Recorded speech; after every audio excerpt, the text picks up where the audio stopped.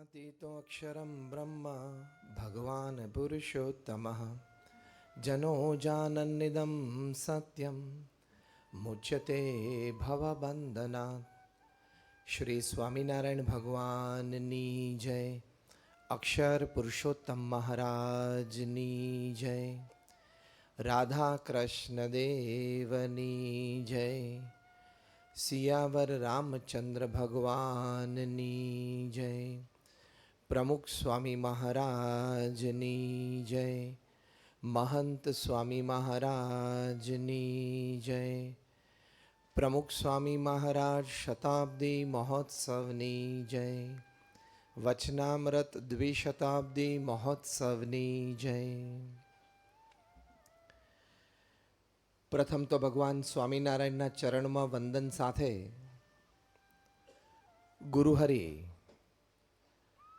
परम पूज्य प्रमुख स्वामी महाराज अने प्रगट गुरुहरि परम पूज्य महंत स्वामी महाराजना चरणमां वंदन साथे पधारेला आप सौने नमस्कार, जय स्वामीनारायण अने गुड इवनिंग। આજની આપણી વાતનો વિષય છે શ્યોર સ્ટેપ્સ ટુ સક્સેસ, એટલે કે જીવનમાં દરેક ક્ષેત્રમાં સિદ્ધિ સફળતા પ્રાપ્ત કરવા માટેના ચોક્કસ સોપાનો। અત્યારે આપણે આ 20મી અને 21મી સદીમાં જીવી રહ્યા છીએ, ત્યારે એ સમાજની વાસ્તવિકતાનું વર્ણન કરતા કોઈએ વાત એવી લખી છે કે these are the times of fancier houses but broken homes. એટલે કે અત્યારે મકાનો ખૂબ સારા છે પણ ઘર તૂટતા ગયા. These are the times of double incomes and more divorces. ઘરમાં આવક ડબલ થઈ ગઈ પણ સામે છૂટાછેડાના દર પણ વધતા ગયા. These are the times of high rise buildings and low rise characters. મકાન બધા ઊંચા થતા ગયા.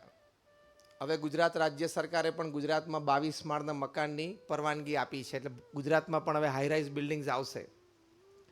પણ અત્યારનો આ સમય એવો છે કે બિલ્ડિંગ્સ બધા હાઈ રાઇઝ અને ચારિત્ર બધા લો રાઇઝ થતા ગયા. These are the times of broader highways but narrower viewpoints. Highway બધા પોળા થતા ગયા. દિલ્હી મેરઠ હાઈવે 16 લેનનો થયો, સીધા યુદ્ધ જહાજો ઉતરી શકે એવા, પણ દ્રષ્ટિકોણ આપણા સંકુચિત થતા ગયા. These are the times of some good profits and businesses but shallower relationships. ધંધામાં ઘણા નફા થતા ગયા, મધ્યમ વર્ગ ઘણો ઊંચો આવતો ગયો, મધ્યમ વર્ગમાં લોઅર વર્ગ બધો આવતો ગયો, પણ સંબંધો બહુ છીછરા થતા ગયા. એકવાર સ્વાર્થ પૂરો થયો પછી હાથ ઊંચો કરવો અને ભૂલથી પણ અડધી ચા પીવડાવવી એ અઘરું થતું ગયું. These are the times where man has gone all the way to the moon and has come back, but he finds it difficult to cross the road and meet the new neighbor. કે માણસ ગુરુત્વાકર્ષણથી પાર જઈને ચંદ્ર પર જઈને પાછો આવ્યો, પણ પોતાના નવા પડોશીને મળવું, એનો પરિચય કેળવવો એ બહુ અઘરું થતું ગયું. મુંબઈ જેવું મહાનગર હોય, એમાં 30, 40, 50 માળના બધા રેસિડેન્શિયલ ટાવર હોય, એમાં 6 મહિના સુધી લિફ્ટમાં ભેગો થાય ત્યારે આમ સહેજ ડાઉટ જાય કે આપણા બિલ્ડિંગમાં રહેવાયો લાગે છે, બાકી આટલું બધું લિફ્ટમાં મળે નહીં. કે these are the times where man has broken the atom and he has produced tremendous amount of energy, but he finds it difficult to break a prejudice. કે માણસે અણુ તોડ્યો, ખૂબ શક્તિ પેદા કરી, પણ પૂર્વાગ્રહ તોડવો એ બહુ જ અઘરો છે. એકવાર એક વ્યક્તિને આપણે દોષિત જોઈ પછી એ વ્યક્તિને દોષિત જોવામાં આપણને મજા પણ આવે, કારણ કે આપણી સહજ આદત છે. It's a human habit, it's a human weakness. એટલે લિસ્ટ તો બહુ લાંબુ છે, describing the state of affairs of the 21st century man and society. પણ છેલ્લે એવી વાત લખે છે કે these are the times where we have much to show in the show window and nothing in the stock room.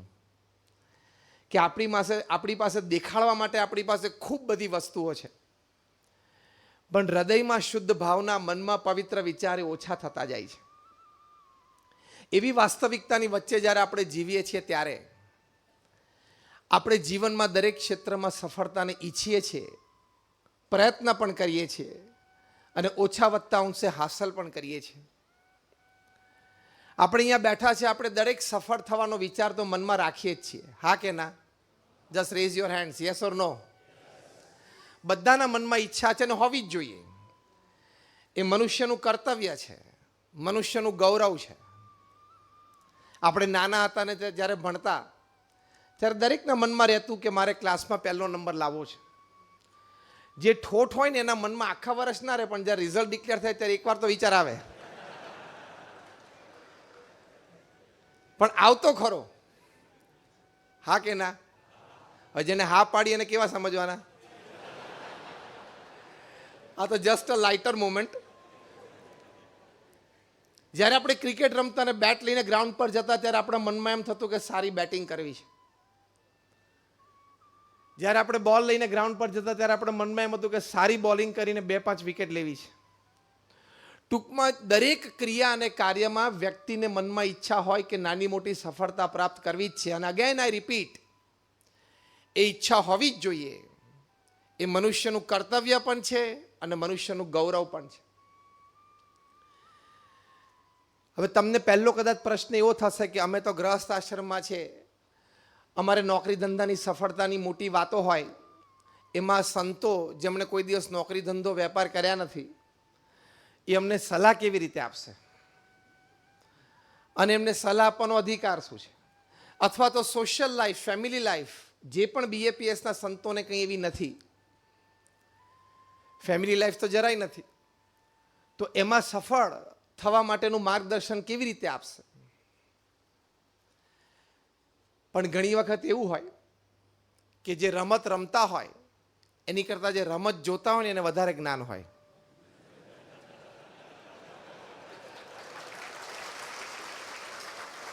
હું તમને logically આ વાત સમજાવું.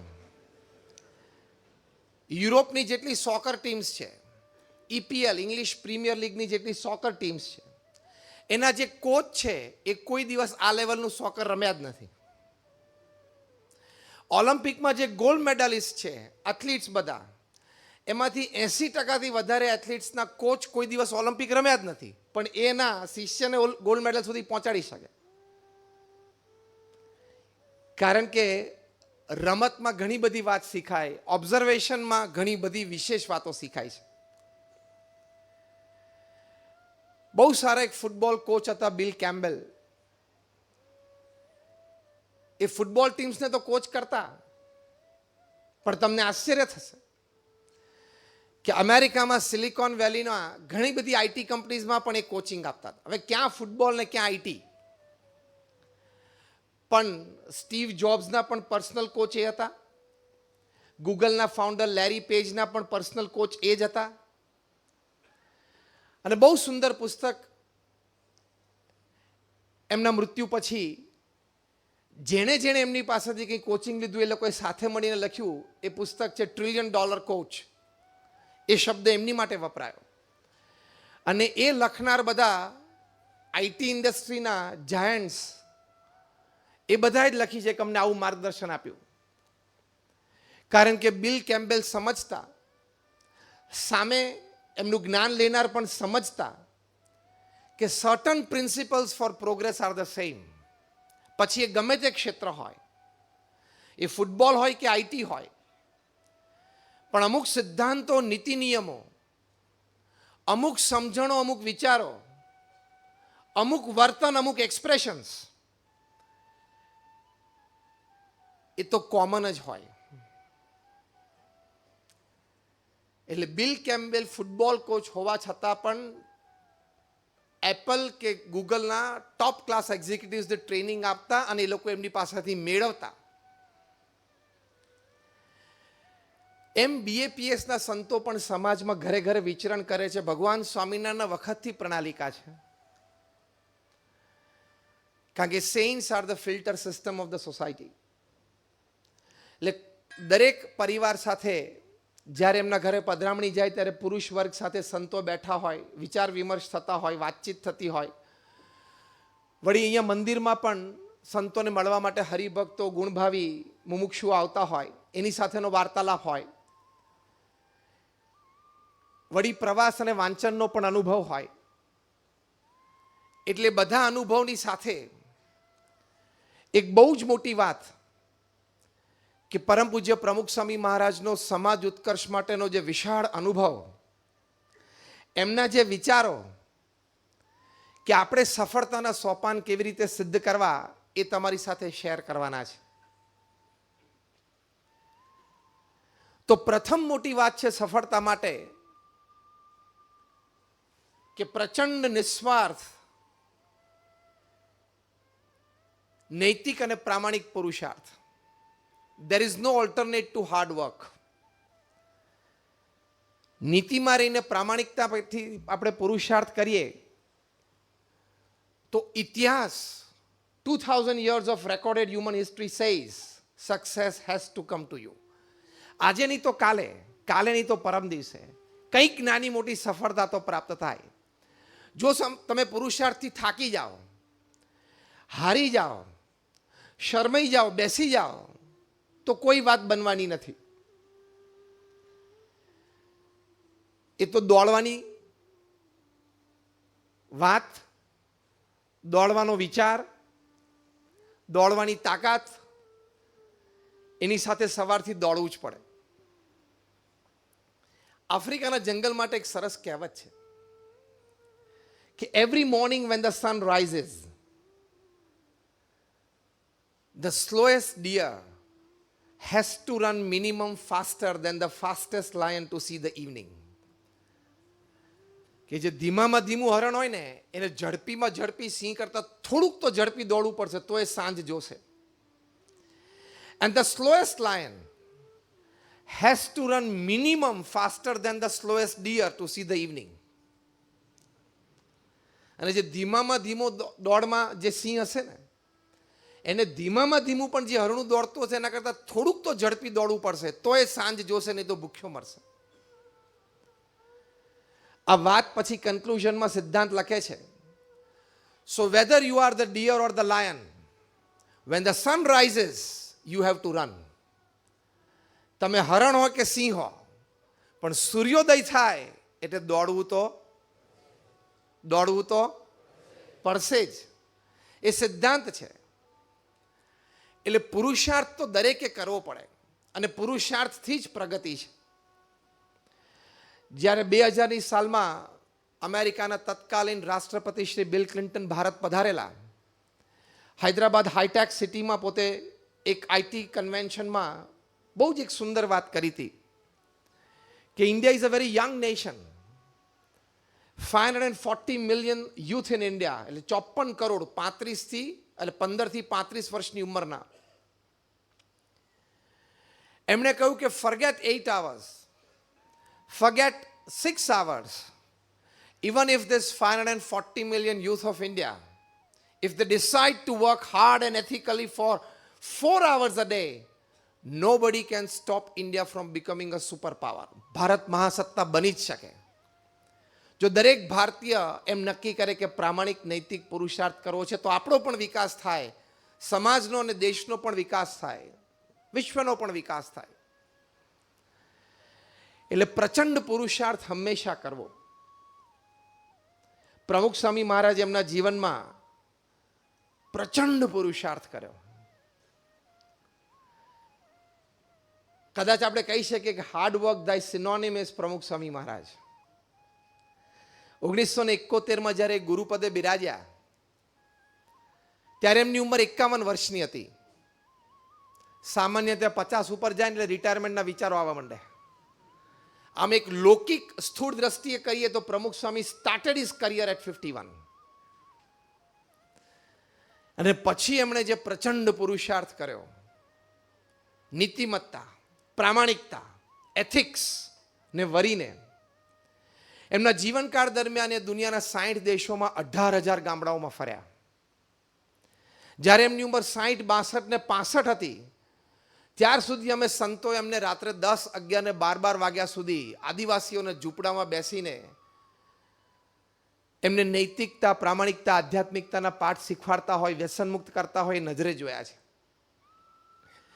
પોતાના વ્યક્તિગત, પારિવારિક, સામાજિક પ્રશ્નો માટે લોકો પ્રમુખ સ્વામી મહારાજને પત્રો લખતા. એવા 7.5 લાખ પત્રો પ્રમુખ સ્વામી મહારાજે વાંચ્યા અને એનો ઉત્તર આપ્યો. Perhaps at an unbelievable average of reading and answering more than 70 letters a day without a Sunday for 45 years. આ એક વાક્ય એટલે પ્રચંડ પુરુષાર્થ. તમે કોઈ ઓફિસમાં જતો હોય, કોર્પોરેટ ઓફિસમાં કામ કરતા હોય, તમે સોમવારે સવારે જાઓ ને તમારો ઓફિસ મેલ બોક્સ ખોલો અને તમને લાગે કે આ 15 મેલનો જવાબ બિફોર લંચ આપવાનો, તમને એમને ટેન્શન આવી જાય કે ફર્સ્ટ હાફ ગોન. પ્રમુખ સ્વામી મહારાજ રોજના 60-70 પત્રો વાંચતા ને ઉત્તર આપતા. 30 થી 40 ઇનકમિંગ આઉટગોઈંગ ફોન કોલ્સ હોય. 1.5 થી 2 કલાકની સંસ્થાકીય વહીવટી મિટિંગો હોય. લોકો એમને પોતાના પ્રશ્નો કહેવા માટે અને રૂબરૂ સમાધાન મેળવવા માટે વ્યક્તિગત મળવા માટે આવતા. સવાર, બપોર, સાંજ થઈને ઓન એન એવરેજ પ્રમુખ સ્વામી મહારાજ રોજ 500 વ્યક્તિઓને મળતા. એના પ્રશ્નનું સમાધાન કરી આપતા. આજે એક પણ વ્યક્તિ એવી સમાજમાં નથી, અમને પણ કોઈ નથી મળી, તમને પણ કોઈ નહીં મળી હોય કે મેં મારા પ્રશ્નનું સમાધાન પ્રમુખ સ્વામી મહારાજ પાસે માંગ્યું, પ્રશ્ન રજૂ કર્યો ને એમને મને માર્ગદર્શન આપ્યું, એ પ્રમાણે મેં કર્યું ને હું દુઃખી થયો. અને ત્યાં જ કોઈ પ્રશ્ન રજૂ કરે ને એનો ઉત્તર આપવાનો એ અઘરું છે. આપણે અહીંયા બેઠા છીએ, આપણા જીવનમાં જે 5-10 જટિલ પ્રશ્નો હોય એવા રોજના 500 જણાને પ્રશ્નનો ઉત્તર આપવાનો. અને એ પ્રશ્ન રજૂઆત કરે એટલે પ્રમુખ સ્વામી મહારાજ એમ ના કે એમ કરીને હું વિચારું કાલ સવારે આવને, એવું નહીં, ત્યાં જ ઉત્તર આપો. કાલ સવારે એના જેવા 500 છે જ. ત્વરિત એ પ્રશ્ન સમજવો, વ્યક્તિ સમજવી અને કદાચ સામે 2-4 પ્રશ્ન પૂછીને થોડું બેકગ્રાઉન્ડ, એક પિક્ચર મેળવવું, પછી એ પ્રોસેસ કરીને ઉત્તર આપો. It's a big responsibility. કેટલી મોટી જવાબદારી કહેવાય. તે પુરુષાર્થ પ્રમુખ સ્વામી મહારાજે કર્યો છે. એટલે વ્યક્તિગત મુલાકાત હોય, પત્રલેખન હોય, પધરામણીઓ હોય, 3.5 લાખ ઘર, ઓફિસ, ફેક્ટરી કે દુકાનોમાં પ્રમુખ સ્વામી મહારાજ વ્યક્તિગત ગયા. લગભગ 45-50 વર્ષ સુધી રોજ સાંજે સત્સંગ સભામાં 1.5-2 કલાક બેસી અને સત્સંગ લાભ આપ્યો. આ એમનો ક્રમ દુનિયામાં કોઈ પણ દેશમાં એ હોય, કોઈ પણ દિવસનો આ ક્રમ છે. એટલે જે મહાપુરુષો એમણે જીવનમાં મહાન કાર્ય કર્યું છે, એમના જીવનમાં પ્રથમ મોટી વાત દેખાય છે પ્રચંડ પુરુષાર્થની. The heights attained and kept by great personalities were not attained by sudden flight, but they, while their companions slept, were toiling upwards at night. રાત્રે જાગીને એમને પુરુષાર્થ કર્યો છે. There is no shortcut to success. તમે હેલિકોપ્ટરમાં કે પ્લેનમાં જઈને એવરેસ્ટ ઉપર જઈને 1000 રૂપિયા આવે તો કંઈ ફોટોગ્રાફ છાપવામાં ના આવે, બેઝ કેમ્પમાંથી જવું પડે. It's one step at a time. એટલે પુરુષાર્થ, કઠિન પુરુષાર્થ એનો કોઈ વિકલ્પ જ નથી. પણ એમાં થોડું પ્લાનિંગ કરવું, એથિકલી હંમેશા રાઈટ રહેવું. જો પ્રમુખ સ્વામી મહારાજે પોતાના પુરુષાર્થનું પ્લાનિંગ કેવું કર્યું, એ 1971માં ગુરુપદે આવ્યા ત્યારે એમની ઉંમર 51 વર્ષની હતી. પોતે ભગવાનનું સ્વરૂપ અને ભગવાનનો સાક્ષાત્કાર, છતાં પણ એક લૌકિક મર્યાદાઓ, માનવીય મર્યાદાઓ તો એ સ્વીકારે. એમને ખબર હતી કે મારી પાસે 15-20 વર્ષ જ છે વિચરણ માટે, પછી શરીર શિથિલ થશે. તો first job, let me go to people. Planning છે આ. એટલે એમણે 71 થી 81ની સાલ સુધી જબરજસ્ત વિચરણ કર્યું. એમાં 1976ની સાલમાં પ્રમુખ સ્વામી મહારાજ એક જ વર્ષમાં in a single calendar year 728 ગામડાઓમાં ગયા. પુરુષાર્થ. 1971 થી 1981 એટલે એમની ઉંમર 51 થી 61 વર્ષની, ત્યાં સુધી હી રીચ્ડ આઉટ ટુ પીપલ. મેં કહ્યું એમ આગલો પુરુષાર્થ તો એ બધું ચાલુ જ હોય, પત્ર, પધરામણી, મુલાકાત, પણ એ ગામો ગામ ને ઘરે ઘર ગયા. કારણ કે અમને ખબર હતી કે 1981 થી 1991 સુધી મોટા ઉત્સવો આવે છે, મેન પાવર જોશે, બીજા રિસોર્સિસ જોશે. મુખ્ય એમનો ઉદ્દેશ હતો અક્ષર પુરુષોત્તમ ઉપાસનાનું પ્રવર્તન. પણ એ પ્રવર્તન વિશ્વ ફલક ઉપર થાય એની માટે બધા રિસોર્સિસ તો ઊભા કરવા પડે ને. એ ગુરુપદે આવ્યા ત્યારે બધા રિસોર્સિસ ઘણા ઓછા હતા BAPSમાં. એટલે એમને બધા રિસોર્સિસ બહુ મોટા પાયે ઊભા કરવાના હતા. એટલે એમણે પ્લાનિંગ કર્યું કે જ્યાં સુધી મારું શરીર ચાલે એમ છે, 65-70 સુધી મને શરીર સાથ આપશે કે હું ગામોગામ જઈ શકીશ, ત્યાં સુધી લેટ મી ગો. અને ગયા. પછી એ 10 વર્ષના વિચરણથી એક બહુ જ મોટો નિષ્ઠાવાન સત્સંગ સમુદાય ઊભો થઈ ગયો. એટલે 1981 થી 1991 વચ્ચે બહુ જ મોટા ઉત્સવો, ભગવાન સ્વામિનારાયણ દ્વિશતાબ્દી મહોત્સવ, ગુણાતીયાંસન દ્વિશતાબ્દી મહોત્સવ, અમેરિકામાં CFI, લંડનમાં CFI, વિદ્યાનગરમાં બાળ મહોત્સવ, યુવા મહોત્સવ, આ બધા દર બીજા વર્ષે મોટા મોટા ઉત્સવો આવે. એમાં સ્વયંસેવકો, આજ અક્ષરધામ ઉદ્ઘાટન સમારોહમાં યોગી શતાબ્દી મહોત્સવ વખતે 17,000 સ્વયંસેવકો હતા. એ કેવી રીતે ઊભા થયા? એ આ પ્રમુખ સ્વામી મહારાજના વિચરણથી.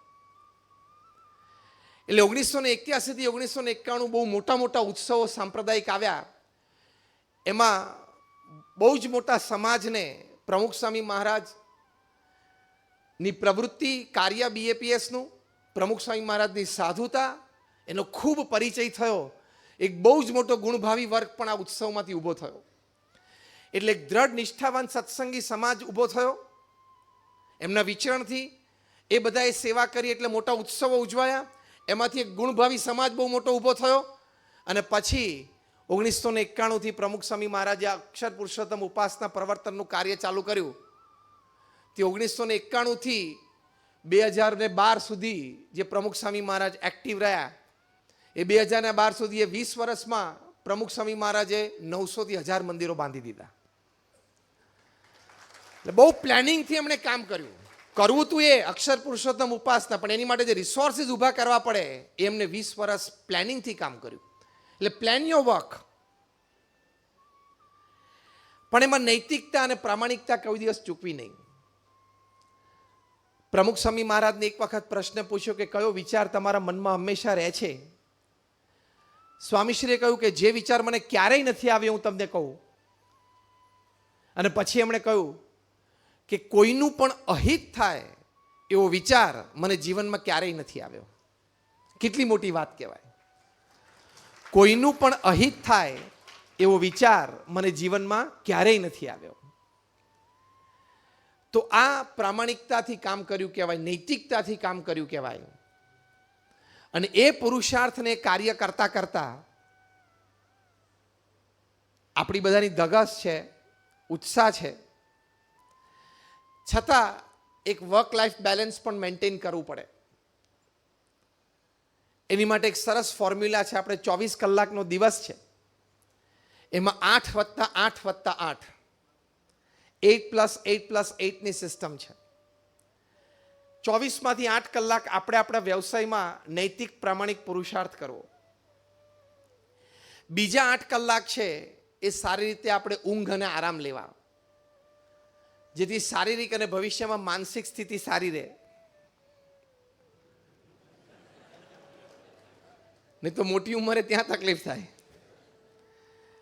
અને ત્રીજા 8 કલાક છે બહુ અગત્યના છે. Third 8 hours are very important. ત્રીજા 8 કલાકમાં એવી વાત લખી છે કે 3F, 3H અને 3S. 3F એટલે તમારા ફેમિલી, ફ્રેન્ડ્સ અને ફેઇથ. 3H એટલે તમારું હેલ્થ, હાઇજીન અને હોબી. અને 3S એટલે સોલ, સર્વિસ એન્ડ સ્માઇલ. આ 9 વિભાગમાં તમારા ત્રીજા 8 કલાક તમારે વિતાવવાના. અગેન આઈ રિપીટ, 3F એટલે family, friends and faith. 3H એટલે health, hygiene and hobby. 3S એટલે your soul, service and smile. આ 9 વિભાગમાં તમે તમારા ત્રીજા 8 કલાક વિતાવો એટલે એ work life balance proper maintain થયું કહેવાય. એ તમારો દિવસ બેલેન્સ ગયો કહેવાય.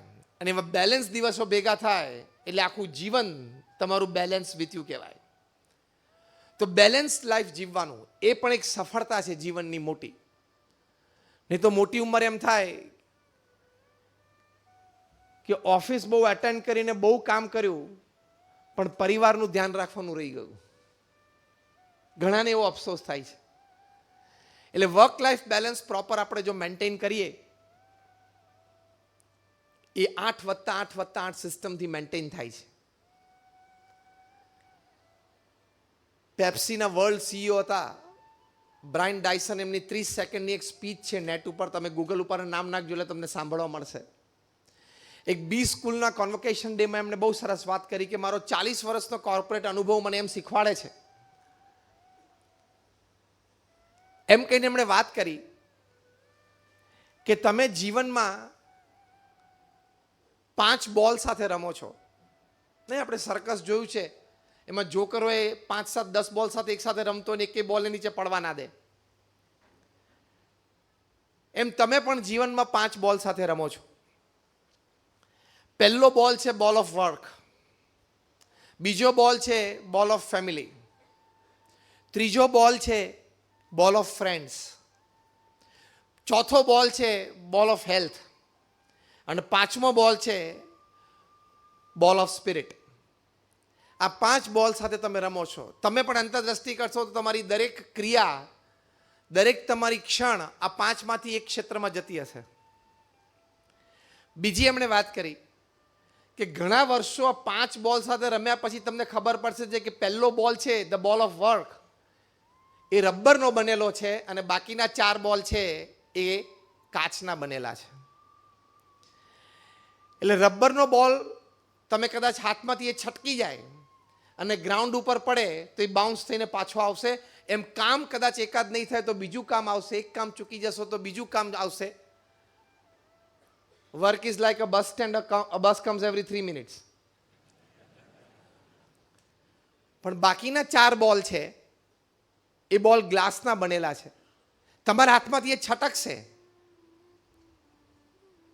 ગ્રાઉન્ડ ઉપર પડશે તો તૂટી જશે, તૂટશે નહીં તો ક્રેક થશે, અને ક્રેક કદાચ નહીં થાય તો ડી શેપ તો થશે જ. અને છેલ્લું વાક્ય અદ્ભુત એમણે કહ્યું, so get to work on time, work effectively during your working hours and get back to your family on time. એ વર્ક લાઈફ બેલેન્સ છે. વર્ષ મહિનામાં 24 દિવસ આપણે કામના છે, એ 24માંથી 4-5 દિવસ તમે રાત્રે 9:30 પછી ઘરે આવો તો માન્ય છે કે ઇમરજન્સી હતી, કામ હતું. બીજા 3-4 દિવસ તમે કદાચ રાત્રે 8:30 પછી ઘરે આવો તો સમજી શકાય ટ્રાફિક હતો. જો કે એ તો તમારે અહીંયા ગાંધીનગરમાં બહુ વાંધો નહીં આવવો જોઈએ, રોડ બહુ પહોળા છે, છતાં હશે, સમજી શકાય છે. પણ બાકીના 20 દિવસ જો તમે તમારા પરિવાર સાથે સાંજે 7:30 ને 8 વાગ્યા સુધીમાં ન આવી શકો તો let me tell you, you are a very poor manager of work end time. Manage કરી જ શકાય છે. દુનિયાના સૌથી ધનાઢ્ય વ્યક્તિ વોરેન બફેટ સાંજે 6 વાગે પરિવાર સાથે આવી જ જાય છે. બેરેક ઓબામા અમેરિકાના પ્રેસિડેન્ટ હતા, 8 વર્ષ અમેરિકાના રાષ્ટ્રપ્રમુખ રહ્યા. 8 વર્ષમાં એક પણ એવો દિવસ નથી કે સાંજે 7 વાગે એમના પરિવાર સાથે રાત્રિ ભોજન માટે ન બેઠા હોય.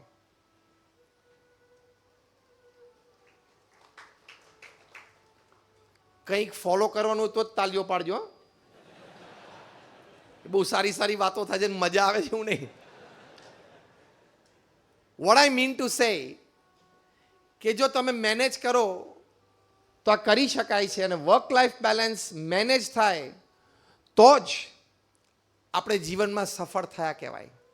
બાકી બધું ડોંકી વર્ક થયું કહેવાય કે આખો દિવસ કામ કર્યું અને કામ જ કર્યા કર્યું. તો અગત્યની પહેલી વાત આ છે. અને જ્યારે તમે પરિવાર સાથે હો ત્યારે તમારા પરિવાર સાથે તમારે સમય વિતાવવો, પરિવારજનોને સંસ્કારિત કરવા, આપણી આવતી પેઢીને શ્રદ્ધાવાન તૈયાર કરવી, અને એ રીતે પરિવારમાં સંસ્કાર અને સંસ્કૃતિ ટકી રહે, એ પણ એક જીવનની મોટી સફળતા છે. That onus also lies on your head. એ પણ આપણી એક કુટુંબમાં વડીલ તરીકે, જવાબદાર વ્યક્તિ તરીકે આપણી એક મોટી જવાબદારી છે.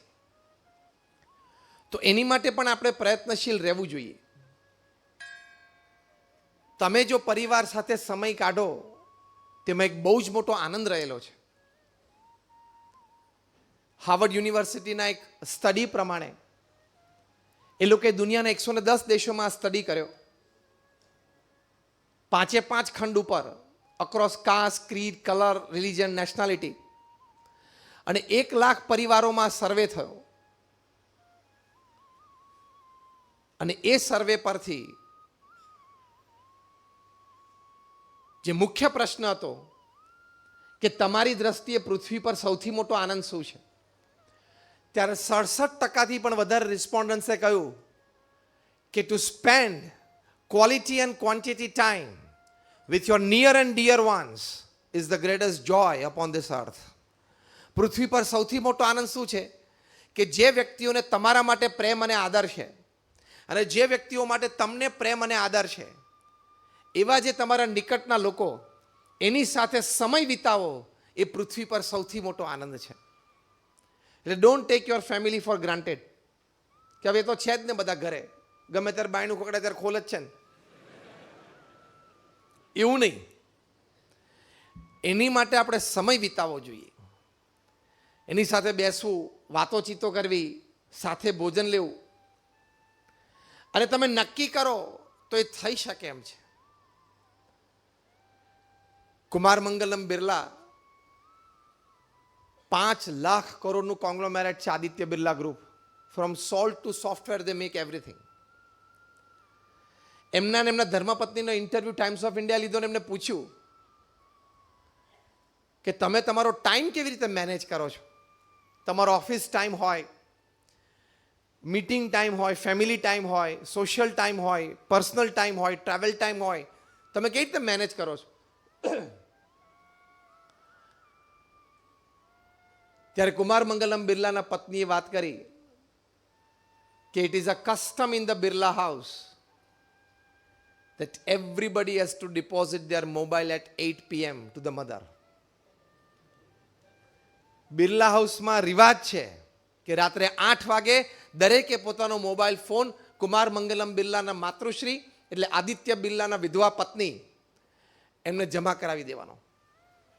એટલે તરત ટાઈમ્સ ઓફ ઇન્ડિયાના ઇન્ટરવ્યુને બહુ આશ્ચર્ય થયું અને કે then what do you do after that?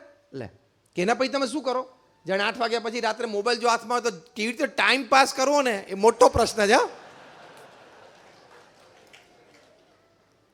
તો પછી કે તમે સમય કેવી રીતે વિતાવો?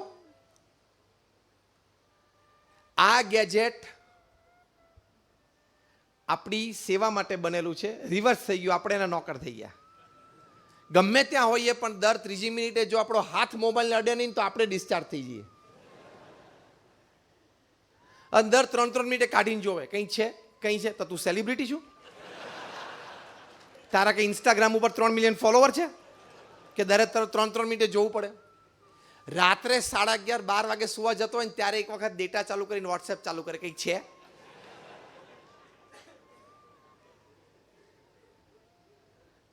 રાત્રે 11:30 વાગ્યા સુધી 12 વાગ્યા સુધી મોબાઈલ ચાલુ રાખો. તમને એમ છે કે મને બધા 2G 3G કૌભાંડો, સ્પેક્ટ્રમ, રાફેલ એના વિશે ઘણી બધી માહિતી છે. મેં છાપા બહુ વાંચ્યા છે, મેં ટીવીના ન્યૂઝ બહુ જોયા છે, અને પ્રોગ્રામ્સ જોયા છે, અને મેગેઝિન વાંચ્યા છે. એટલે મને એટલી બધી માહિતી છે તો કદાચ નરેન્દ્રભાઈને એમ મન થાય કે જોઈન્ટ પાર્લામેન્ટરી કમિટી એક આની માટે ઊભી કરવી છે, અને કદાચ મને રાત્રે 11:30 વાગે PMOમાંથી ફોન આવે અને હું એ ફોનને એટેન્ડ કરી શકું તો દેશની મોટી અસેવા થઈ જાય. એવું છે? એવું લાગે? તારા જેવા એમની પાસે 130 કરોડ છે, તું સૂઈ જા.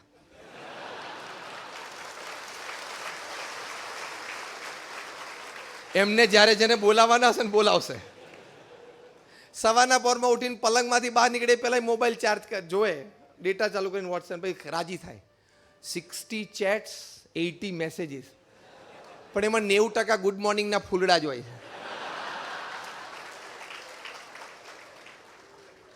અને એ પણ પાછા બધા 3 દાડે ફરતા ફરતા પાછા આવે. એમાંથી એકાદું તને ગમે એટલે તું પાછું આગળ જવા દે. અને પછી બપોરિયામાં કોઈક નવરો બેઠો હોય થોડું ક્રોપ ચોપ કરે ને એકાદું પાંદડું કાઢે ને એક બાજુ ચોંટાડે પાછું જવા દે એટલે પાછું નવું ચાલે.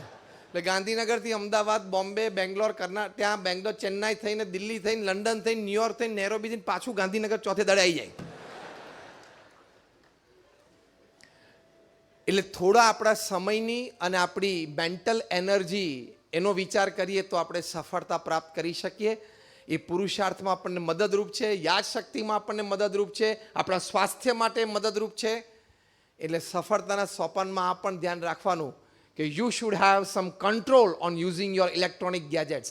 This gadgets are made two સર્વ you. The reverse has happen. We have become the slaves of this gadgets. આપણે એના નોકર નથી બન્યા.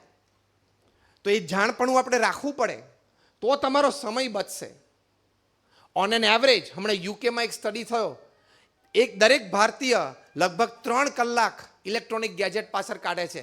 ફરી એ સર્વેમાં ઇન્ટેન્સિફાઈ રીતે એ લોકોએ સર્વે કર્યો ત્યારે ખબર પડી કે એકચ્યુઅલી એને 1.5 થી 1.5 કલાકની જરૂરત છે કામ માટે. મોબાઈલ હોય, પીસી હોય, લેપટોપ હોય, આઈપેડ હોય, 1.5 થી 1.5 કલાકની જરૂર છે, 3 કલાક વાપરે છે. પછી કે મારી પાસે સમય નથી. બોગસ બે નાના કામ હોય ને તોય સાંજ પડે તોય કે એક તો થયું નહીં. અને પ્રમુખ સ્વામી મહારાજ તમે જો એક જ શેડ્યુલ ઉપર 4 દાયકા ચાલ્યા. આપણને ખબર હતી કે પ્રમુખ સ્વામી મહારાજ સવારે 6:40 વાગે વોકિંગ કરવા માટે પધારે છે. આપણે આમ ઘરેથી નીકળ્યા અને આમ 6:35 જેવું થયું ને તો આપણને એમ થાય કે ના હજી તો સાંઈ બાબા વોકિંગમાં નહીં આવ્યા હોય, પહોંચી જશું. આપણને ખબર હતી કે 7:30 વાગે પ્રમુખ સ્વામી મહારાજ પ્રાતઃ પૂજામાં દર્શન આપવા માટે બિરાજશે.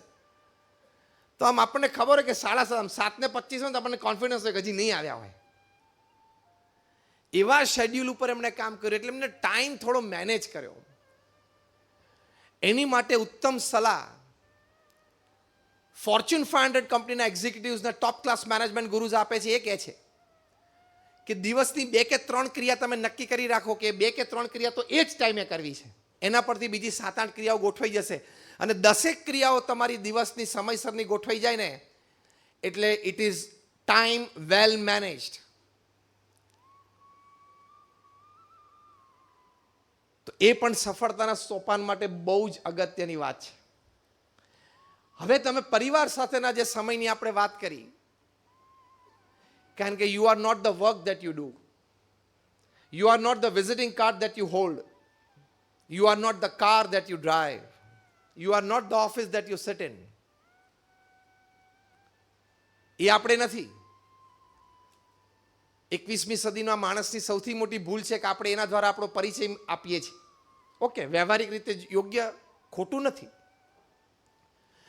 પણ આપણી એ માનીનતા થઈ ગઈ છે ખોટું છે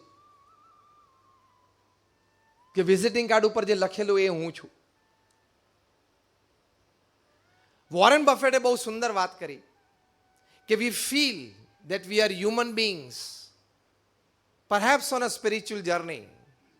No, we are actually spiritual beings on a very short human journey. આપણે એકચ્યુઅલી આધ્યાત્મિક છીએ. જે આપણા સત્શાસ્ત્રો આપણને કહે છે આપણે આત્મા છીએ, પણ એક શોર્ટ હ્યુમન જર્ની, 60-70 વર્ષનું આ જીવન છે. એમાં જો તમે આ ટાઈમ મેનેજ કરીને તમારું કામ પતાવીને પાછા પરિવાર પાસે નહીં આવી જાઓ તો આ હાર્વર્ડ યુનિવર્સિટીના સ્ટડીની જે આપણે વાત કરીએ આનંદ તમે નહીં લઈ શકો. સફળતા એટલે ફક્ત અચીવમેન્ટ એટ વર્કપ્લેસ એમ નહીં. અચીવમેન્ટ એટ વર્કપ્લેસની સાથે સાથે the joys of life, personal life, family life, social life, service life, એ પણ સફળતામાં એક બહુ જ મોટો હિસ્સો ધરાવે છે. તો એ પરિવાર સાથે પાછું આવવાનું. તો આપણે જે પ્રસંગની વાત કરતા હતા કે કુમાર મંગલમ બિરલાને પ્રશ્ન પૂછ્યો કે how are you managing your time. એમના ધર્મપત્નીએ ઉત્તર આપ્યો કે રાત્રે 8 વાગે એટલે બિરલા હાઉસમાં આ નિયમ છે કે દરેકે પોતાનો મોબાઈલ ફોન માતૃશ્રીને જમા કરાવી દેવાનો. 8 થી 8:45 ફેમિલી ડિનર ચાલે. 8:45 થી 9:30 બધા ડિનર ટેબલ ઉપર બેઠા હોય, વાતચીત ચાલે, કંઈ હિસ્ટ્રીની વાતચીત ચાલે, કંઈ ઇવેન્ટ આવવાનો હોય, ફેમિલીનું પ્લાનિંગ ચાલે, કોઈ પાસ્ટ ઇવેન્ટ્સ હોય એની કંઈ ચર્ચા ચાલે, કોઈ સામાજિક ઘટનાઓ બની હોય, રાજકીય ઘટનાઓ બની એની ચર્ચા ચાલે, પણ we spend time together. Kumar Mangalam બિરલાએ કહ્યું કે suddenly we started finding more time for each other. 9:30 વાગે એમના માતૃશ્રી એમને પાઉચમાંથી દરેકનો મોબાઈલ પાછો આપે 10 મિનિટ માટે. અર્જન્સી અને ઇમરજન્સી ચેક કરી લેવાની. કામ હોય તો લખી નાખવાનું કે કાલ સવારે 11 વાગે હું ઓફિસમાં આવું ત્યારે, અને ફોન મૂકી દેવાનો, પછી પોતપોતાના રૂમમાં પોતપોતાની એક્ટિવિટીમાં પરો. તો આવા મોટા પરિવારમાં પણ આવું જાણપણું છે. આવા મોટા પરિવારમાં પણ એ લોકો પરિવાર માટે સમય આટલો કાઢી શકે છે, તો આપણે તો ચોક્કસ કાઢી શકીએ. જે હકીકત છે. બહુધા તો આપણે લગભગ સાંજે 5:30-6 વાગે એટલે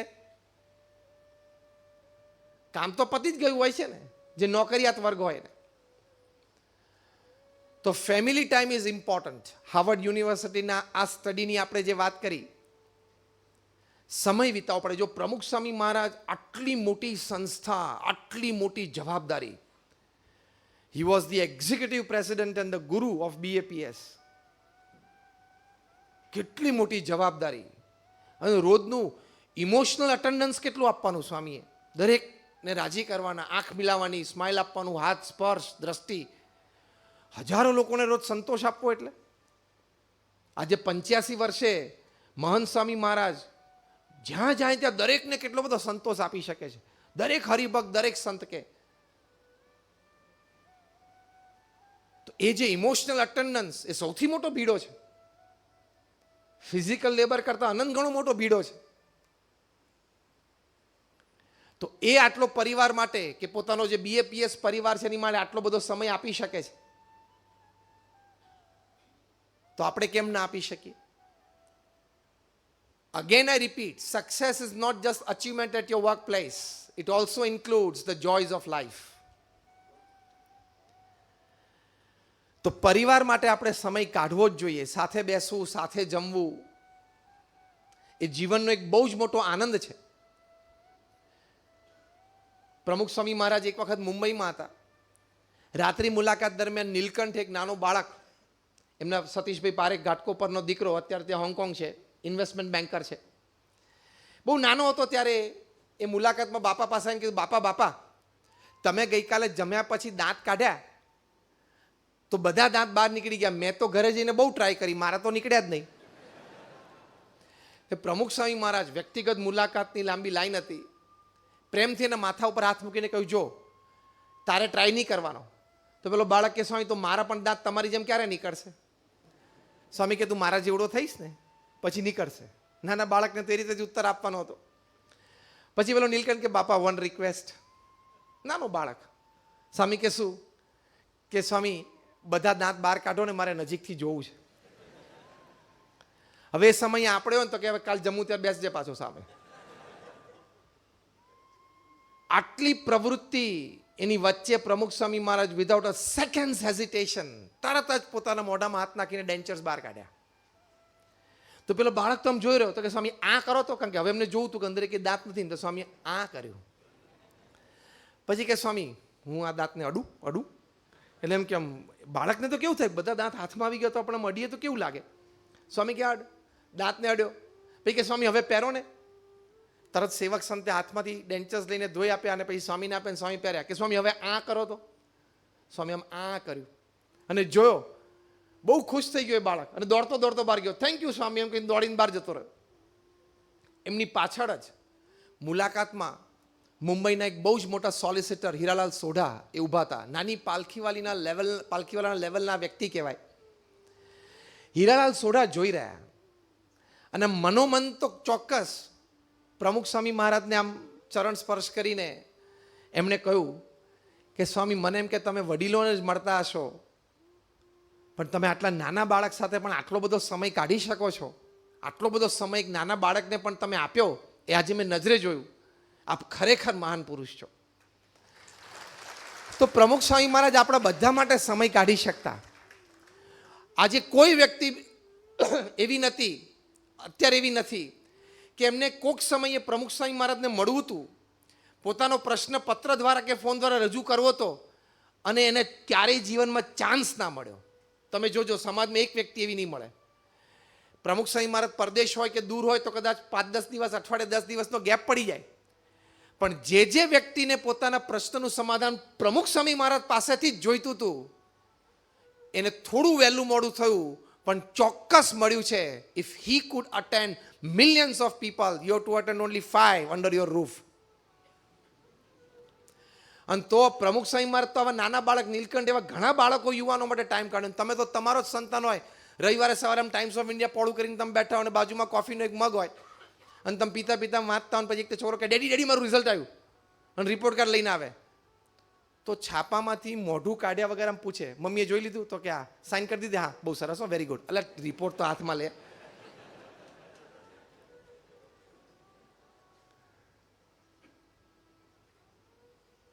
બોલો, આપણને ઘણા પૂછવામાં કે તમારા સંતાનો જેના નાના હશે 5મા 7મા 10મા ધોરણમાં, એના મેથ અને સાયન્સના માર્ક્સ પણ તમને યાદ નહીં હોય. છે યાદ? પણ હમણાં પૂછ્યું હોય કે આ ઇંગ્લેન્ડમાં અત્યારે વર્લ્ડ કપ ચાલે છે તો એની ઘણી બધી વાતો યાદ હશે. તમે તમારી છાતી ઉપર હાથ મૂકીને પૂછો તમારી જાતને કે તમારા સંતાનના 5 મિત્રોના નામ તમને ખબર છે જેની સાથે સમય વિતાવે છે? તો તમને અઘરું પડશે. પણ હમણાં પૂછ્યું હોય કે આઈપીએલમાં કોઈ પણ ટીમના 5 મેમ્બરના નામ બોલો તો કે સ્વામી આખી ટીમ બોલું. બોલીવુડ, હોલીવુડ, કોલીવુડ, ફોલીવુડ જેટલા વુડ્સ પૃથ્વી ઉપર છે લાકડા, એમાંથી 5 નામ બોલો તો તેનાય 5 નામ બોલશે. સક્સેસ, અગેન આઈ રિપીટ, જે આપણી માનસિકતા છે ને એ ખોટી છે. ધ 21st સેન્ચુરી મેનની biggest disease, he wants to identify himself by his achievements at workplace, which is wrong. એ કરવાનું ના નથી, પ્રચંડ પુરુષાર્થ કરીને મેળવવાની ના નથી, પણ સાથે વર્ક લાઈફ બેલેન્સ જે મેન્ટેન થવું જોઈએ એ રિયલ સક્સેસફુલ પર્સન છે. તો તમારે તમારા મિત્રો એટલે કે તમારા સંતાનોના મિત્રો એનો પણ તમને પરિચય હોવો જોઈએ. That is family life. આ તો મેં એક દ્રષ્ટિકોણથી વાત કરી, આવા ઘણા બધા દ્રષ્ટિકોણ છે. તો એ ફેમિલી સાથે તમારે સમય વિતાવવો જોઈએ, એને સંસ્કારિત કરવા જોઈએ, તો તમે જીવનમાં સફળ થયા કહેવાઓ. પ્રમુખ સ્વામી મહારાજ એક વાત બહુ સરસ કરતા એમના વિશાળ અનુભવ પરથી, એમના શાણપણા ઉપરથી, કે જો તમે તમારા સંતાનોને સંસ્કાર નહીં આપો તો એક દિવસ તમારે સંપત્તિ અને સંતતિ બે ખોવાનો વારો આવશે. અને ગમે તેટલા તમે લોકી દ્રષ્ટિએ સફળ હશો પણ તમે દુઃખી થશો, અને દુઃખી હશો તો તમે સફળ નથી. તમે કદાચ 1.5-2 વર્ષ પહેલાં વોટ્સએપ ઉપર એક વિડીયો ક્લિપ વાયરલ થયેલી એ જોઈ હશે. મુંબઈના એક બહુ જ ધનાઢ્ય કોર્પોરેટ, એનું બ્રાન્ડ નેમ તો બહુ મોટું છે શૂટિંગ્સ એન્ડ શર્ટિંગ્સમાં, જો બધાને ખ્યાલ આવવા માંડ્યો. એની નીચે ટેગલાઇન હતી ધ કમ્પ્લીટ જેન્ટલમેન. 20,000 કરોડનું બિઝનેસ એમ્પાયર એમના દીકરાને આપ્યું. એમની ઉંમર થઈ, દીકરો તૈયાર થઈ ગયો એટલે એમને આપ્યું. અને પછી જે કંઈ પ્રસંગો બન્યા હશે આપણને એને ખ્યાલ નથી, પણ દીકરાએ બાપને ઘરમાંથી કાઢી મૂક્યા અને ત્યાં મુંબઈમાં નેપેન્સી રોડ ઉપર એક 2 બેડરૂમ હોલ કિચનનો ફ્લેટ ભાડે આપી દીધો, એક જૂની કાર ને એક ડ્રાઈવર આપી દીધો, ઘરમાં શેફ આપી દીધો. એ ધનાઢ્ય વ્યક્તિએ પોતે રડતા રડતા પોતાની વિડીયો ક્લિપ વાયરલ કરેલી, તમે કદાચ એ જોઈ હશે. જો પ્રમુખ સ્વામી મહારાજની આ વાત સાચી કે જો તમે તમારા સંતાનોને સંસ્કાર નહીં આપો તો તમારે એક દિવસ સંપત્તિ અને સંતતિ બે ખોવાનો વારો આવશે. એટલે શાસ્ત્ર પ્રમાણે પવિત્ર જીવન જીવવું એ પણ એક સફળતાનું બહુ મોટું સોપાન છે. અહીંયા જ અમદાવાદમાં યુપીએસસીની એક્ઝામ આપતા એક યુવાને પ્રમુખ સ્વામી મહારાજને પ્રશ્ન પૂછ્યો કે જીવનના અંતે મૃત્યુ નિશ્ચિત છે તો પછી જીવન જીવવાનો હેતુ શું છે? બહુ જ ફંડામેન્ટલ ક્વેશ્ચન પૂછ્યો અને પ્રમુખ સ્વામી મહારાજે ત્વરિત એનો ઉત્તર આપ્યો. પ્રમુખ સ્વામી મહારાજે કહ્યું કે જીવન જીવવાના 5 હેતુ છે. પહેલી વાત એમણે કરી કે પોતાની સાંસારિક જવાબદારીઓ બરોબર નિભાવવી. બીજી વાત કરી કે શાસ્ત્ર પ્રમાણે પવિત્ર જીવન જીવવું, નૈતિક પ્રામાણિક પુરુષાર્થ કરવો. ત્રીજી વાત કરી કે અન્યને મદદરૂપ થવું. ચોથી વાત પ્રમુખ સ્વામી મહારાજે કરી કે ભગવાન પ્રત્યે શ્રદ્ધા અને ભક્તિ હંમેશા રાખવા. અને પાંચમી વાત સ્વામીશ્રીએ કરી કે પોતાના આત્માનું કલ્યાણ કરવું. આ 5 વાત છે, જીવન જીવવાનો હેતુ છે. આ પાંચમાંથી કોઈ એક વાતમાં તમારી ઘડી અને આ પાંચેય વાતમાં સારી રીતે તમારો સમય દિવસ દરમિયાન વીતતો હોય તો take it with confidence and satisfaction કે you are on the track of absolute and complete success. તો શાસ્ત્રો પ્રમાણે આપણે પવિત્ર જીવન જીવવું એ પણ આપણી જવાબદારી છે. એ સફળતા માટે બહુ જ મોટી વાત છે. નહીં તો તમે તમારા પરિવારજનોને સંસ્કારિત કરી જ નહીં શકો. એકવાર આપણા એક મંદિરમાં સાંજે સંધ્યા આરતી પછી સંતો આરતી કરી નીચે ઉતરતા હતા. એક વ્યક્તિ એમના 12-13 વર્ષના દીકરાને લઈને આવ્યા અને અમારે એક સંતને વાત કરી કે સ્વામી જરા તમને વાત કરવી છે. એટલે કહ્યું શું? એટલે કે સ્વામી અમારો દીકરો છે ને સિગરેટ પીવે છે. દીકરાની ઉંમર તમને લાગી 12-13 વર્ષની. એટલે પેલા સંતે પૂછ્યું કે તમે નજરે જોયું કે કોઈની કહેલી વાત કહો છો? તો કે ના સ્વામી મેં નજરે જોયું, પૂછો એને. તો પેલો છોકરો બિચારો નીચે જોઈ રહેલો કા. એટલે અમારા સંતે કીધું કે આવો બેસીએ. પછી બેઠા. એટલે પછી પહેલા એના બાપને પૂછ્યું કે તમે સિગરેટ પીવો છો? એ કે હા. તો બરાબર, તો આગળ વાત આવે છે. બીજો પ્રશ્ન પૂછ્યો કે તમે ઘરમાં સિગરેટ પીવો છો? તો ક્યાં, સવારે હું જરા છાપું મારતો હોઉં, ચા પીતો હોઉં ત્યારે સિગરેટ પીવું છું. ત્રીજો પ્રશ્ન પૂછ્યો કે તમારે સવારે સિગરેટ પીવે ને તમે ખ્યાલ આવે કે ઓ આ તો સિગરેટ ખલાસ થઈ ગઈ છે, તમે ક્યારે આ છોકરાના પાનના ગલ્લે મોકલ્યો છે? ને બાપ કે હા. અમારે સંગ કે ઓ ધ ચેપ્ટર એન્ડ્સ, સ્ટોરી પૂરી થઈ ગઈ. તમને એને ઘરમાં સિગરેટ પીતા જોયા, તમે એના પાનના ગલ્લે મોકલ્યો, એના હાથમાં સિગરેટનું પેકેટ આપ્યું, હવે એને છેલ્લી એક વાત બાકી હતી એ જાતે કરી લીધી. એટલે પ્રમુખ સ્વામી મહારાજે કહ્યું કે પવિત્ર વર્તન પરિવારમાં આપણે રાખવું પડે, વ્યસન મુક્તિથી માંડીને વિષય મુક્તિ સુધીનું. તો આપણા પરિવારમાં સંસ્કાર આપણી પેઢીઓમાં ઉતરશે અને આપણે જીવનમાં સફળ થયા કહેવાશું.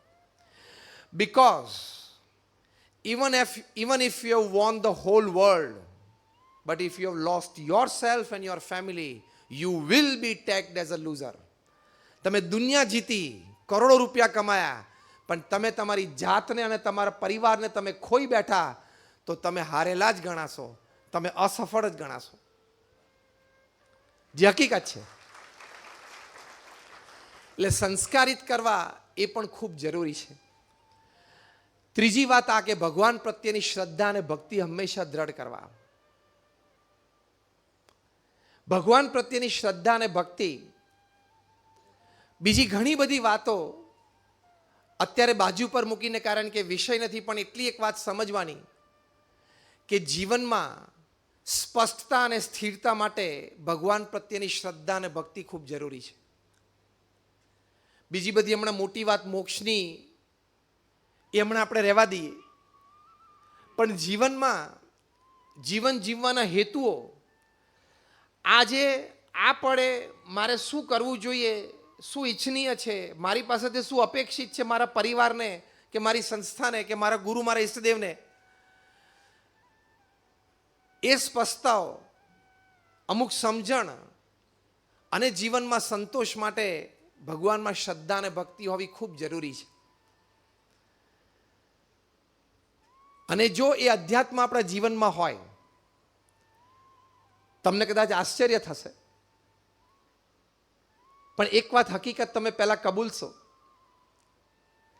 કે છેલ્લા 20 વર્ષમાં પૃથ્વી ઉપર જેટલા સંશોધનો થયા એટલા એના કરતાં પહેલા 200 વર્ષમાં પણ નથી થયા.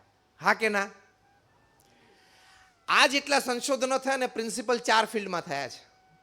એક સાયન્સ એન્ડ ટેકનોલોજી, બીજું છે હેલ્થ, ત્રીજું છે મેનેજમેન્ટ અને ચોથું છે સોશિયલ રિલેશનશિપ્સ.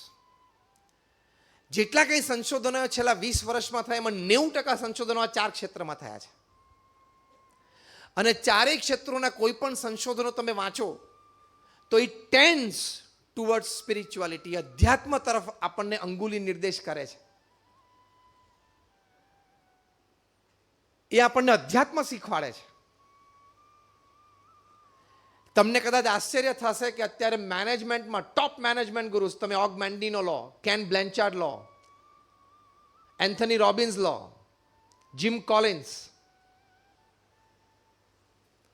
આ બધા ટોપ ક્લાસ ફોર્ચ્યુન 500 કંપનીઝના એક્ઝિક્યુટિવ્સને એક વાત શીખવાડે છે અને કહે છે કે don't just be an executive, be a saintly executive.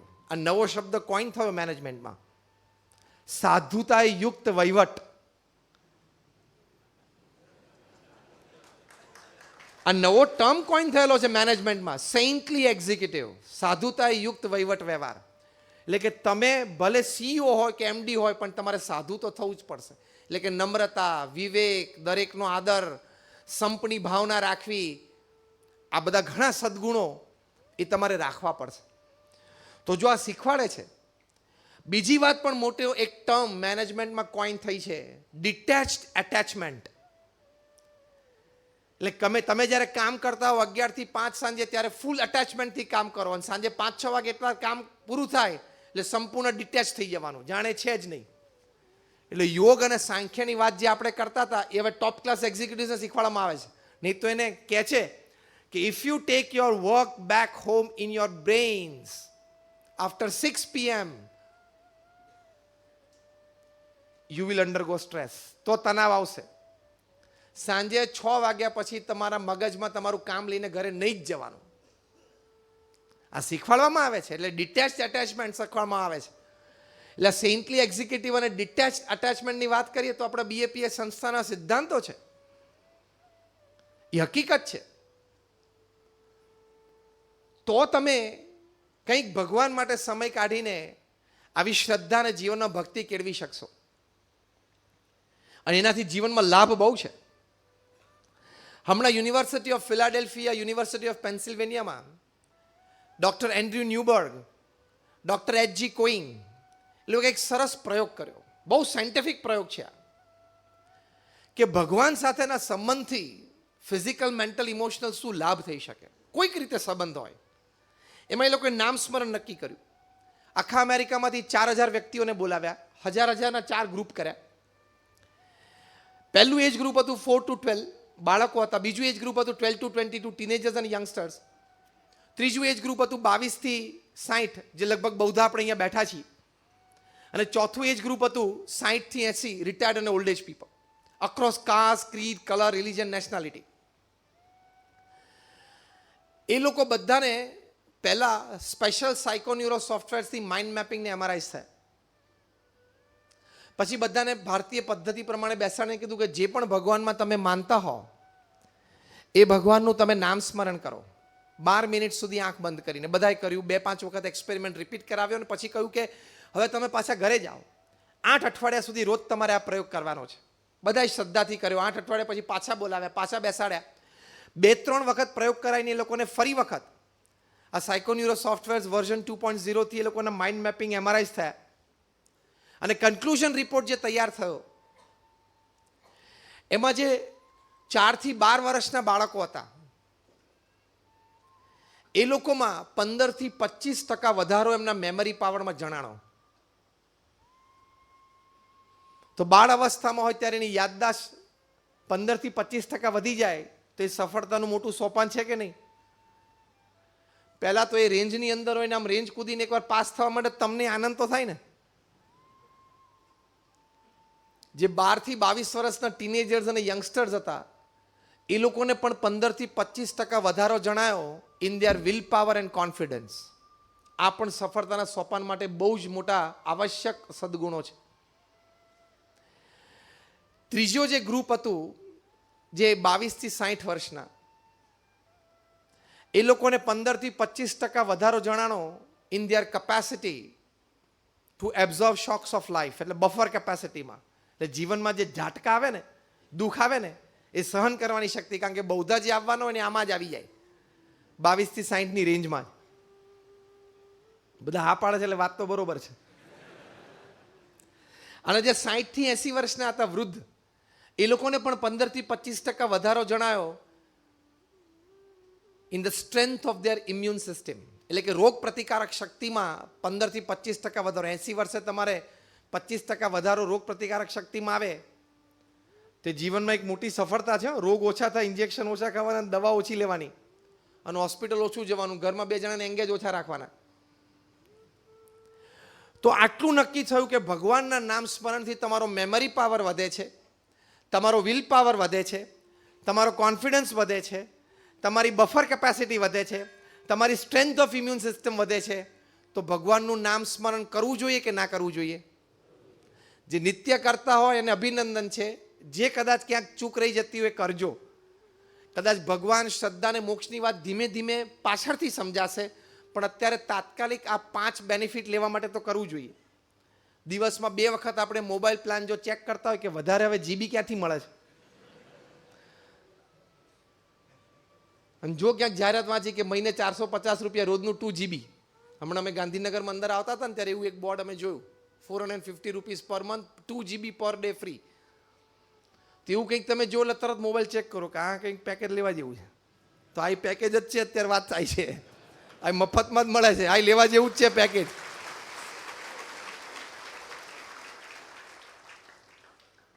તો અધ્યાત્મથી આ લાભ છે. અને શ્રેષ્ઠ અધ્યાત્મ એટલે શું? તમને કોઈક પૂછે કે ભગવાનમાં શ્રદ્ધા એટલે શું, એનો એક લીટીમાં જવાબ આટલો જ છે કે ભગવાનને સર્વ કરતા હરતા જાણવા, એમ સમજીને એમના પ્રત્યે ભક્તિ રાખવી. પ્રમુખ સ્વામી મહારાજના જીવનની એક લૌકિક દ્રષ્ટિએ મૂલ્યાંકન કરીએ ને તો the biggest strength of Pramukh Swami Maharaj was that he believed from the core of his heart ભગવાન સર્વ કરતા હરતા છે. એટલે ક્યારેય એ કોઈ પરિસ્થિતિમાં વિચલિત ન થયા. ભગવાનને સર્વ કરતા હરતા જાણીએ. Whatever has happened in my life so far, whatever is happening today and at this moment, and whatever will happen in future happens with the wish of God. પછી એક સ્ટેપ આગળ, happens for my good. પછી એક step આગળ, if I remain positive it will happen for my good. આ ભગવાનમાં શ્રદ્ધા છે. સેટબેક્સ ને ફેલિયર્સ આવશે, એ જીવનનો એક ક્રમ છે. દુનિયામાં કોઈ સફળ વ્યક્તિની લીટી આમ સીધી ઉપર નથી ચડી ગઈ. બધાએ ફેલિયર્સ અને સેટબેક્સ ને ફોલ્સ જોયા જ છે, અને એમાંથી ઘણું બધું શીખીને, અનુભવ લઈને એ ધીમે ધીમે આગળ વધ્યા છે. એક્ઝિક્યુટિવ્સને એમ કહેવામાં આવે છે કે you are allowed to make a mistake every day, but you are not allowed to repeat it. તમે રોજ ભૂલ કરો, વાંધો નહીં, શીખશો એમાંથી, પણ નવી ભૂલ હોવી જોઈએ, જૂની નહીં. You are allowed to do a mistake every day, but it should be a new one. કારણ કે એમાંથી જ આપણે શીખીએ. કોઈ કંઈ સિદ્ધ થઈને તો આવ્યું નથી, ધીમે ધીમે બધા ઘડાય, એટલે ભૂલ તો થાય. અમારા એક મિત્ર છે, એ બહુ હાઈલી પેઇડ એક્ઝિક્યુટિવ છે.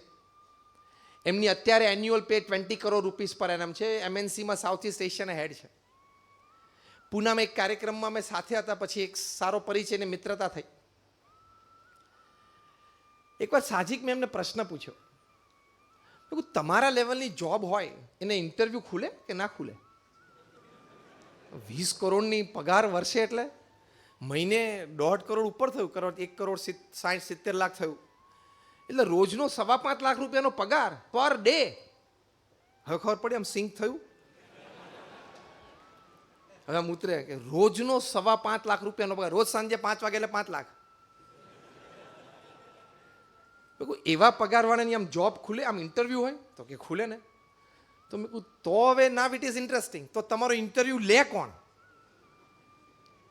અને તમને પૂછે શું? કારણ કે ઓલરેડી હવે એમને અનુભવ હોય, 20, 25, 50 હજાર કરોડનું વહીવટ ચલાવતા હોય, દુનિયાના 30-40 દેશોમાં એમનો વહીવટ ચાલતો હોય, 15-25 હજાર એમ્પ્લોઈઝના હાથ નીચે કામ કરતા હોય, બધા વર્લ્ડ CEO લેવલના હોય. તો એને પૂછવાનું શું? એને કીધું HR પૂછવાનું હોય, એને મેનેજમેન્ટ પૂછવાનું હોય, નેટવર્ક સિસ્ટમ ઇન્ફ્રાસ્ટ્રક્ચર પૂછવાનું હોય, એને એવું પૂછવાનું કે કંપની માટે તમે 2 પ્લાન શું નવા રજૂ કરશો પ્રોફિટ લાવવા માટે. એવા તેની પાસે 10 હોય idea. What are you asked? મને કે પહેલા પ્રશ્નનો ઉત્તર એ છે, તો જે અમારા એક્ઝિક્યુટિવ ચેરમેન હોય, કંપનીના માલિક હોય, ફેમિલી ઓન બિઝનેસ હોય તો એ હોય, નહીં તો એક્ઝિક્યુટિવ ચેરમેન હોય અમારો ઇન્ટરવ્યૂ લે, કારણ કે એને હક છે, ને પદ છે, એની પ્રતિષ્ઠા છે. Okay, understood. આ બીજો પ્રશ્ન પૂછે શું તમને? તમે ફ્રેશર તરીકે તમને તો પૂછે, ધારો કે ટેકનિકલ કંઈક પ્રશ્ન પૂછે, પછી HRનો જુદો ઇન્ટરવ્યૂ, 3-4 લેયર્સ થાય ઇન્ટરવ્યૂમાં. તમને શું પૂછે? અમને એક જ પ્રશ્ન પૂછે, એનો જવાબ 1 કલાક ચાલે. તો હવે આપણને વધારે ઇન્ટરેસ્ટિંગ થયું કે આ એક જ પ્રશ્ન પૂછે. કીધું શું પૂછે? તો કે એવું પૂછે, describe a severe setback or a failure or a fall of your life because of a wrong decision, and how did you manage yourself at that time, and how did you come out of it? Start the story. એક જ પ્રશ્ન પૂછવાનો, આ બીજો પ્રશ્ન જ નહીં, અને પછી કલાક સુધી સ્ટોરી ચલાવવાની. એટલે સક્સેસ માટે, જીવનમાં સફળતા માટે આ પણ એક જીવનમાં કે જ્યારે આપણે કંઈક સેટબેક આવે, કંઈક ફેલિયર આવે, કંઈક ફોલ આવે, ત્યારે how are we able to manage ourselves, એ પણ સફળતાનું બહુ જ મોટું સોપાન છે. સેટબેક્સ તો આવે. પ્રમુખ સ્વામી મહારાજને પણ એમના જીવનમાં સેટબેક્સ, પોતે ભગવાનનું સાક્ષાત સ્વરૂપ હતા, પણ ચરિત્ર દ્વારા એમને કહ્યું, શીખવાડ્યું કે હાઉ ટુ હેન્ડલ ઇટ. પ્રમુખ સ્વામી મહારાજ, એમના ગુરુ યોગીજી મહારાજનો સંકલ્પ, ને એમનો પણ સંકલ્પ હતો કે લંડનમાં મોટું ભવ્ય શિખરબદ્ધ મંદિર થાય. એની માટે હેરોમાં જમીન લીધી, પણ સરાઉન્ડિંગમાંથી, નેબરહુડમાંથી લોકોએ કેસ કર્યો કે આ લોકો અમારી પ્રાઇવેસી ને પીસ ને બધું હણી લે છે. વળી કેસ ચાલ્યો, ને પશ્ચિમના જગતમાં તો લીગલ પ્રોસેસના ભાગરૂપે એક સિગ્નેચર કેમ્પેન ચાલી, બધું પણ ચાલ્યું, અને બધું ભેગું થયું, અને છેલ્લે નિર્ણય એવો થયો કે ભાઈ BAPS સંસ્થા જમીન ઉપર મંદિર નહીં બાંધી શકે. પ્રમુખ સ્વામી મહારાજ અટલાદરામાં હતા, અને એમની ઉપર ટ્રસ્ટીશ્રીઓનો ફોન આવ્યો કે સ્વામી, હવે આપણે ત્યાં મંદિર નહીં બાંધી શકીએ, એક ફૂલ ને ફાઇનલ જજમેન્ટ આવી ગયું. અમારા વડીલ સંત પૂજ્ય વિવેક સાગર સ્વામી એ પ્રમુખ સ્વામી મહારાજની પાસે જ હતા જ્યારે સમાચાર આવ્યા. ત્યારે પ્રમુખ સ્વામી મહારાજના ચહેરા ઉપર એક લકીર ફરી નહીં. પ્રમુખ સ્વામી મહારાજ બોલ્યા, જેવી ભગવાનની ઈચ્છા. સી હાવ હી સ્ટેબિલાઇઝડ હિમસેલ્ફ. જો એક લૌકિક દ્રષ્ટિએ એમના જીવનનું મૂલ્યાંકન કરીને આપણે એમની પાસેથી શીખવું છે. આ જેવી ભગવાનની ઈચ્છા છે ને, એ બહુ મોટું સ્ટેબિલાઇઝર છે સેટબેક્સ અને ફેલિયર્સ વખતે. અને એ વખતે આપણે સ્ટેબિલાઇઝ થઈ જઈએ ને, તો કંઈક વિચારો સારા આવે, એમાંથી બહાર નીકળવાનો પ્રયત્નો જલ્દી થઈ શકે. પ્રમુખ સ્વામી મહારાજે કહ્યું કે જેવી ભગવાનની ઈચ્છા. પછી બીજું બોલ્યા કે આપણે તો આપણો પુરુષાર્થ બરોબર કરી લીધેલો, હવે જે પરિણામ આવ્યું એ આપણે સ્વીકારી લેવાનું. આ બહુ જ મોટી સમજણ છે. This is a very important stepping block to success. આપણે આપણો પુરુષાર્થ, જેટલા રિસોર્સિસ આપણી પાસે હતા એ મૂકી દીધા. હવે જેવી ભગવાનની ઈચ્છા એ આપણે પરિણામ સ્વીકારી લેવાનું. અને ત્રીજું વાક્ય બોલ્યા કે આપણે લંડનમાં મંદિર કરવાનો નિર્ણય કર્યો છે, બધાએ સાથે બેસીને નિર્ણય કર્યો છે, તો કરવું તો છે જ, બીજી જમીન શોધવા માંડો. The firmness. This is how you handle setback in life. અને પ્રમુખ સ્વામી મહારાજે મંદિર કર્યું, 1995માં ઉદ્ઘાટિત થયું, અને રીડર્સ ડાયજેસ્ટે લખ્યું, it is the 8th wonder of the world. દુનિયાની 8મી અજાયબી સમાન. એટલે સેટબેક્સ તો આવે, failures are part of life. એમાં ગભરે નહીં જવાનું, મૂંઝાઈ નહીં જવાનું, પાછા નહીં પડી જવાનું. To sleep is not a crime, but if you deny to stand up and walk again, it is a crime. લપસવું એ ગુનો નથી, પણ જો તમે ફરી વખત બેઠા થઈને ચાલવાનો નિર્ધાર ન કરો તો એ મોટો ગુનો છે. એટલે સફળતા માટે જીવનમાં આ પણ યાદ રાખવાનું કે પર્સનલ લાઈફમાં પણ આવે, ફેમિલી લાઈફમાં પણ આવે, સોશિયલ લાઈફમાં પણ આવે, પ્રોફેશનલ લાઈફમાં પણ આવે, આવી શકે છે. તે વખતે સ્થિરતા માટે આ વિચારો ખૂબ જરૂરી છે, તો સફળતા તરફ આપણે આગળ વધી શકીએ. અને જે પ્રમુખ સ્વામી મહારાજે આપણને શીખવાડ્યું તદ્દન સાચી વાત છે કે આપણી જવાબદારી છે આપણે આપણા રિસોર્સિસ બધા મૂકીને પુરુષાર્થ કરી લેવાનો. પછી પરિણામ, if there are 100 factors affecting the success of your work, there are another 100 affecting negatively the failure which are not in your control.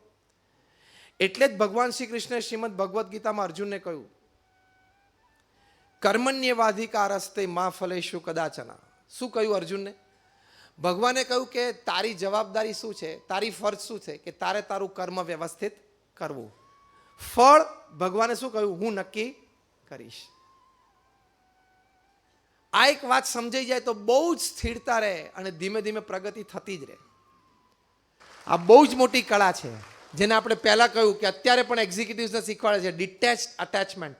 પણ આ એના કરતાં એક સ્ટેપ આગળ છે કે ત્યાંથી ડિટેચ થઈને પાછું એક જગ્યાએ અટેચ થવાનું. તો એ આ વાત છે. તો એ અધ્યાત્મથી, આવી સમજણથી આ વાત ચોક્કસ આપણા જીવનમાં દ્રઢ થાય છે. એની માટે મુખ્ય છેલ્લી વાત કરવાની, પ્રમુખ સ્વામી મહારાજ એક સુંદર વાત કરતા. એ ઘર સભાનું કહેતા. પ્રમુખ સ્વામી મહારાજનો શતાબ્દી મહોત્સવ 2021ની સાલમાં અમદાવાદમાં ખૂબ ભવ્યતાથી ઉજવાશે. આપણને દરેકને એનો નાનો મોટો સેવાનો લાભ પ્રાપ્ત થશે. એ શતાબ્દી મહોત્સવ નિમિત્તે એમના જીવનનો એક બહુ જ મોટો સંદેશ અને આપણા સૌ માટે હિતકારી, એ પોતે હંમેશા કહેતા કે નિત્ય ઘર સભા કરવી. પોતે એવું કહેતા, એમના શબ્દો છે કે ઘર સભાથી વિશ્વ શાંતિ થશે, પરિવારના પ્રશ્નો તો સમાધાન થશે, જે જીવનમાં એક બહુ જ મોટી સફળતા છે.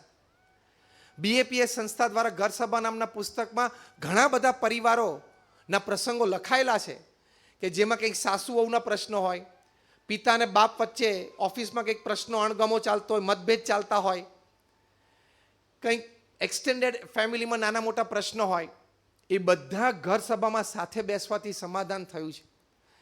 એ ઘર સભા એટલે 20-25 મિનિટ માટે બધા પરિવારજનોએ સાથે બેસવું. તમે ઘણા બધા કદાચ અહીંયા આવ્યા છો, પહેલી વાર આવ્યા હશો, અથવા તો BAPS સંસ્થા સાથે ઘણો વિશેષ પરિચય નહીં હોય. તમે આજની આ સભા અને આજના આ પ્રવચનમાંથી એક ઘર સભાની વાત લઈને જજો. I tell you, it will become the root cause of all success in your life, from achievements to mental peace. બધું જ. અઠવાડિયામાં 2 વખત પણ તમે પ્રયોગ કરજો. પ્રમુખ સ્વામી જેવા મહાન અનુભવી સંત, સાક્ષાત્કારવાળા સંત, સમાજની નાડીનો આટલો અનુભવ, એ આપણને એમનું આ હૃદય અમૃત આપે છે. અઠવાડિયામાં 2 વખત 20-25 મિનિટ માટે ભેગા થજો. પહેલી 5 મિનિટ ભગવાનનું નામ સ્મરણ કરવું, જે પણ ભગવાનમાં કદાચ તમે માનતા હો. પછી 10 મિનિટ માટે આપણા કોઈ સત્શાસ્ત્રનું વાંચન કરવું, રામાયણ હોય, મહાભારત હોય, શ્રીમદ ભગવદ્ ગીતા હોય. એમ ન માનતા કે આ બધા જૂના જમાનાના ગ્રંથો છે અને અત્યારે 21મી સદીમાં ટેકનોલોજીના જમાનામાં બધા ઇરેલેવન્ટ છે, એવું નથી. હું તમને ચેલેન્જ અને ગેરંટી સાથે કહું કે તમારા જીવનનો કોઈ પણ પ્રસંગ તમે પિકઅપ કરો, એ પ્રસંગ રામાયણ, મહાભારત કે ભગવાન સ્વામીના ચરિત્રમાં કે પ્રમુખ સ્વામીના જીવન ચરિત્રમાં ક્યાંક તો બન્યો જ હશે. આવા મહાપુરુષોનું જીવન એટલું હાઇટ ઉપર પણ હોય અને એટલું ડેપ્થમાં પણ હોય. તમે પ્રયોગ કરજો. તમારા જીવનનો કોઈ પણ પ્રસંગ પિકઅપ કરો, એ આ સત્શાસ્ત્રોમાં ક્યાંક તો બનેલો જ હશે. તમે તરત રિલેટ કરી શકો. તમારે કોઈ સોશિયલ કાઉન્સેલિંગ જરૂર જ નહીં પડે કે આવા પ્રસંગે ભગવાન રામ આવી રીતે વર્ત્યા, ભગવાન સ્વામિનારાયણ આવી રીતે વર્ત્યા, પ્રમુખ સ્વામી મહારાજ આવી રીતે વર્ત્યા. વિચાર્યું, બસ મારે એને સિમ્પલી ફોલો કરવાનું. You will be out of the issue. At least તમે બરોબર વાંચી રાખ્યો તો ઘરમાં કંઈક પ્રશ્ન ઊભો થાય, તમને એટલી તો ખબર પડે તમારો રોલ શું છે. If you know the role in the problem, it is half solved. ઘરમાં કંઈક પરિવારમાં પ્રશ્ન ઊભો થયો તો તમને એટલી તો ખબર પડે કે આ પ્રશ્નમાં હું રામ છું, દશરથ છું, સીતા છું, કઈ છું કે મંથરા છું, એટલી તો ખબર પડે. એટલે ઘર સભા. પછી 5 મિનિટ કોણ શું વાત સમજ્યા, કંઈક વાર્તાલાપ. પછી કદાચ 5-1 મિનિટ ડેઝ હેપનિંગ શેર કરવા હોય. પછી આરતી કરીને છૂટા પડો. પ્રમુખ સ્વામી મહારાજ આને ઘર સભા કહેતા. આમાંથી અધ્યાત્મ પણ આવશે, એટલે પેલા 5 સદગુણો જે આપણે વર્ણવ્યા નામ સ્મરણથી એ પણ બધા આવે. પરિવારમાં સંપની ભાવના પણ આવશે. અને પરિવારમાં અધ્યાત્મ અને સંપ હોય તો તમને તમારા કાર્યક્ષેત્રમાં ટ્રેમેન્ડસ એનર્જી મળશે. આ પણ વાત સાબિત થયેલી છે. તો આ સફળતાના બધા સોપાનો છે. Just to list out at the end. પહેલી વાત, intense hard work with all ethics and planning. બીજું, વર્ક લાઈફ બેલેન્સ. કામ પણ કરવું અને પરિવાર, વ્યક્તિગત જીવનમાં પણ આપણે 8+8+8ની સિસ્ટમ જે તમને બતાવી તે. ત્રીજી વાત, જીવનમાં અધ્યાત્મ, સ્પિરિચ્યુઆલિટી. અને ચોથી વાત આપણે કરી, how to handle failure, setbacks in life. આ 4 વસ્તુ ઉપર આપણે ધ્યાન રાખીને આવા વિચારોને વર્તન પ્રમાણે રહીએ તો જીવનમાં ચોક્કસ નાની મોટી સફળતા પ્રાપ્ત થશે. જીવનમાં નાના મોટા સોપાનો આપણે સર કરી શકીશું. તો આજે આપણે ભગવાન સ્વામિનારાયણના ચરણોમાં પ્રાર્થના કરીએ ગુરુહરિ પ્રમુખ સ્વામી મહારાજ અને પ્રગટ ગુરુહરિ મહંત સ્વામી મહારાજના ચરણોમાં પ્રાર્થના કરીએ કે આવા બધા વિચારો અને વર્તન આપણા સૌના જીવનમાં વિશેષ દ્રઢ થાય એવી બળ બુદ્ધિ અને શક્તિ આપણને પ્રદાન કરે. શ્રી સ્વામી.